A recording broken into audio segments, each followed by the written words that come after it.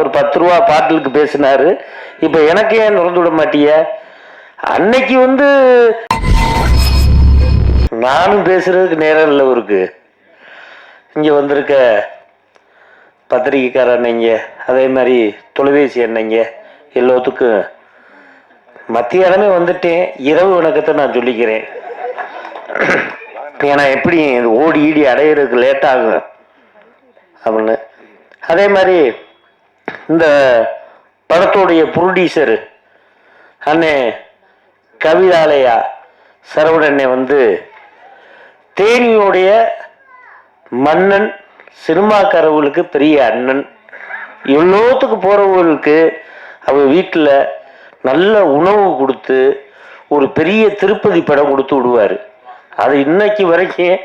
ஏன்னா முத எனக்கும் பேரரசு சித்தப்பாவுக்கும் திருப்பதி படம் கொடுத்தாரு. அவர் தலைவர் ஆயிட்டாரு.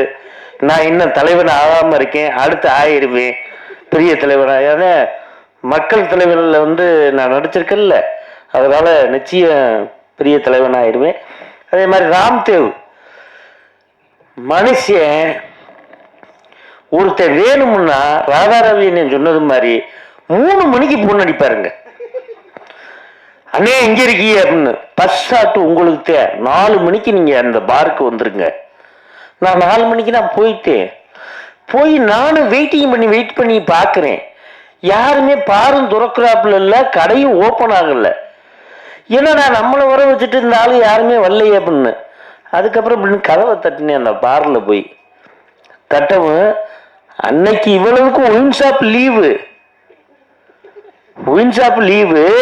கதவை போய் தட்டவும் அவன் உள்ள இருந்து இப்படி பார்த்துட்டு அண்ணே இன்னைக்கு பிளாக்ல சரக்கு ஓடாதுன்னே. நான் சரக்கு வாங்க வரலையா, நடிக்க வந்திருக்க. டைரக்டர் உள்ள இருக்காரா, வர சொல்லியா அப்படின்னு. டைரக்டர் அவன் தூங்குலையும் இருப்பான், துரும்புலையும் இருப்பாயா, அங்கிட்டு சந்தத்துக்குள்ள சுத்திக்கிட்டு இருப்பாப்புல, கூப்பிடியா அப்படின்னு. அதுக்கப்புறம் அண்ணே நம்ம ஜெயக்குமார் அண்ணே எனக்கு போன் அடிக்கிறாரு. அண்ணே அங்கேயே இருங்க, இந்த சாவி வாங்கிட்டு வந்துரு, இப்ப திறந்து உள்ள எடுத்துருவோம். சரி அப்படி சொல்றியேனே. நானும் ரொம்ப நேரம் டயர்ட் ஆயிடுச்சு. காலையிலே குளிச்சு சாமி நான் சிவன் கோயிலில் போய் சாமி மட்டும் வந்துட்டேன். ஒரு 2 பீர் மட்டும் கூலிங்க எனக்கு கொடுக்க சொல்லுங்க. இப்போ இங்கனக்குள்ள குடிச்சுக்கிட்டே இருக்கேன், உள்ள நடிச்சுக்கலாம் அப்படின்னு சொன்னேன்.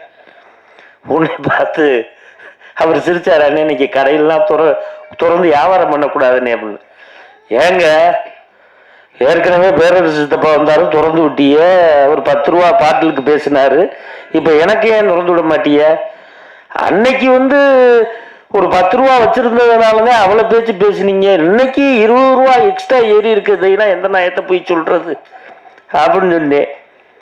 சொல்லவு பேரரசு சித்தப்பா சொன்னது மாதிரி இந்த படம் ரிலீஸ் ஆனா எல்லா மது குடிக்கிற நண்பர்கள் ஃபுல்லா பேரரசு சித்தப்பா வீட்டில் போய் நிற்பாங்க. நிச்சயம் ஒரு கொள்கை ஏற்படும், இந்த பாட்டில் விலையை குறைக்கப்படும். அதே மாதிரி இன்னமும் ஏன்னா 9:45 கடையினா அடைக்கிறாங்க. இந்த ஆட்சியில நைட்டு 12 மணி வரைக்கும் கடை இருக்கணும்னு நான் கேட்டுக்கிறேன். அதே மாதிரி காலைல 7 மணிக்கு கடையை திறக்கணும்னு கேட்டுக்கிறேன்.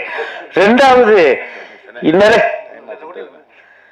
தலைவா முக்கியமான விஷயத்த பேசிக்கிட்டு இருக்கேன் தலைவா. டைமாச்சுன்னு சொல்லிக்கிட்டு இருக்கீங்க. ஏன்னா அங்கனக்குள்ள ஒயின் ஷாப் கம்மியா இருக்கு, நிறைய திறந்து விடுங்கன்னு கடவுள்கிட்ட கேட்டுக்கிறேன். நன்றி, வணக்கம்.